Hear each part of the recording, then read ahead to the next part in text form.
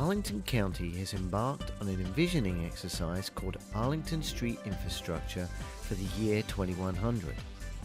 Can they really predict the future?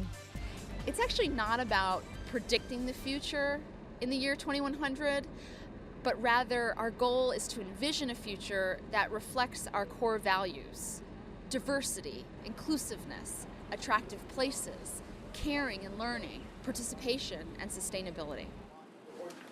The forum's main objective is to generate a set of big ideas that will be used to guide future planning initiatives. This kind of big thinking that we're doing is what we would call the inspirational phase of planning, in which staff is given the opportunity to dream about future opportunities for the streets. It's not just the surface of the street, it's what's below the surface, right? All of the utilities and the actual network.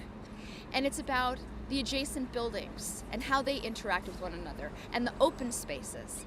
And so when we consider these streets, we want to think about not only how we design, but how we program and how we maintain them to create a more enduring sense of place. And these are the connections. This is what really creates a fabric, a strong fabric for our community. The ideas, while they're not expected to take shape immediately, can be weaved into future planning initiatives. Well, one of the results of the forum that we found was really interesting was that most people, when presented with an opportunity to talk about an alternative street infrastructure, rather than have a car-oriented, dominated street, you shared the right-of-way more so than today and at present. At the end of the day, we want participants to walk away from the event with a common vocabulary around sustainable street infrastructure.